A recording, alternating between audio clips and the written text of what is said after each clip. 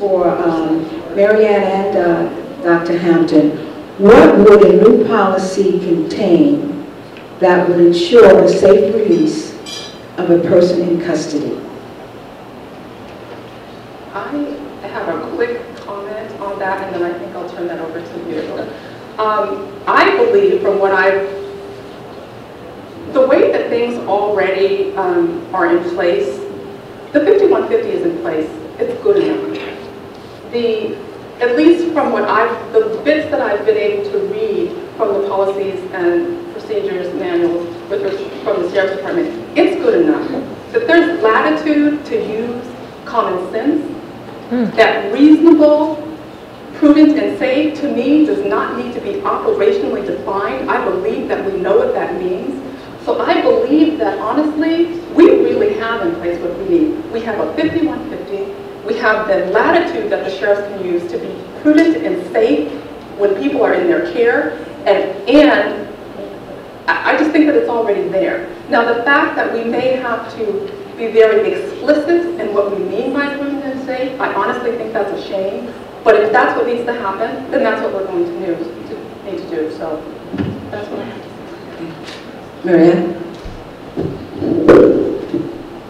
My comment is sort of grounded in the fact that any mental illness is a biological disorder. It is becoming very apparent with the latest research that the cells in the body, as they form, do sometimes go awry, and out of that comes mental illness. Many other definitions. No one wants to be mentally ill. The discrimination that follows when one has mental illness is very hard for everyone surrounding, including your judicial system, to cope with. My only thought in regard to any release, if there is any question, would be maybe to formulate within each station or a hospital a second review board that may, within a short time, get the input from others who have been trained in mental illness to review the individual, and then that release would be put forward. That's just a thought. Thank you. Thank you. Internal investigations are fair and thorough. Your quote, "Why not transparency to the family?" You want me to read that again? Oh. Okay.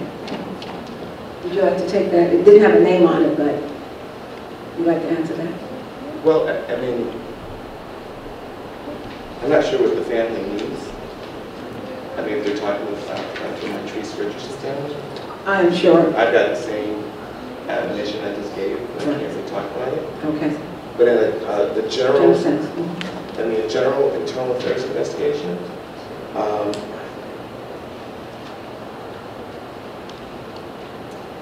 the transparency comes in a number of ways.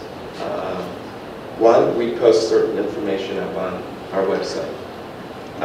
Again, some of the information that might be relevant to certain people gets redacted because of state law and those sort of issues. Typically, if it's an internal affairs case, there's been a violation of policy. If the victims were outside the sheriff's department, then there's probably a criminal case. And so the DA or somebody else would alert that person to the results of that particular investigation. The internal investigations, in terms of internal affairs, again, those are typically, for lack of a better phrase, personnel issues that may result in discipline to that particular employee, whether sworn or not. And with respect to sworn, again, you've got state law that prohibits the disclosure of certain identifying information.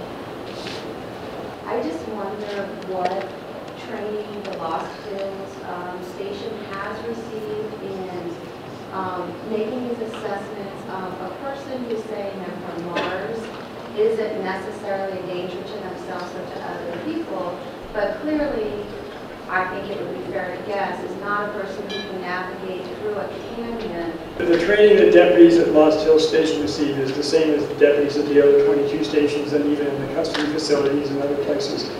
And it'd be really hard to describe it succinctly, but it is about, as I said, symptoms of mental illness, symptoms of medical problems that could mimic mental illness. It involves everything from, discussing past incidents to role-playing sometimes, to discussing aspects of liability and public safety in general. It probably involves aspects of the medical profession that I don't know enough about to be really conversant enough to explain, because I'm not one of the actual trainers. But for what it's worth, we're pretty proud of the fact that, as I said, our training about mental health issues has come miles in the years after. It's much more sophisticated and better. We have people that actually know a lot about this sort of thing, even about how to train police in it, doing the training, whether it's in the initial academy or an in-service training that happens after that. So I know that's kind of general, and of course I'm stuck with the general right now.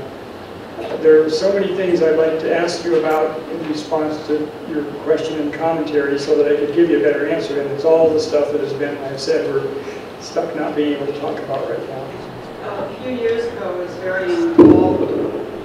very involved with training with Chief Plugman, who recently retired, but there was the incorporation of a great deal of training and seminars that was rolled out to all the deputies, and to my knowledge it still continues. So from the standpoint of NAMI, who has many loved ones who have suffered, we do feel the education has been brought before the deputies and others in the system.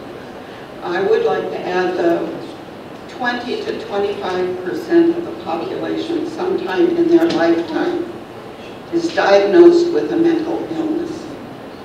It's a very large number of people. And when you speak of transparency, one of the most difficult problems with transparency with family members is the fact that the privacy law requires that the individual who may be very confused at the moment due to a mental condition must give permission for the psychologist or psychiatrist or whomever to interface with those who love them most. And I think that certainly everybody on this panel would agree that there needs to be privacy. But spending a lot of years working in a hospital, if someone's in the hospital and let's say they're not going to harm themselves, they're not going to harm anyone else, but clearly they don't have any means of caring for themselves, they're not necessarily just going to be put out on the streets because they won't provide the phone numbers to their family members or friends. There's still going to be some kind of safeguard for them. Even if it's that we're going to drive you down to the Salvation Army. I did this work for so long, made the phone calls, can you accept him at this particular time? The driver's going to bring him. And so while he or she may not want to contact their family members, they're still not going to be let free in the middle of the night. And maybe they don't want their family. A lot of times they're mentally ill and maybe did something at home they don't quite want to own up to, and so maybe they don't want to give the phone numbers. But we're still not going to leave them out in the middle of the night. It's still not going to happen. So you try to provide the care as best as you can. I'd like to publicly thank Shirley Spencer and Charlotte Collins for all of the work they've done to help put this together. I want to thank Shirley for tapping me on the shoulder long distance and telling me about Mitrice's situation. I want to thank all of the panel members for being here tonight, because everyone that's sitting here didn't have to be here tonight. That's right. They agreed to be here tonight, so I appreciate that.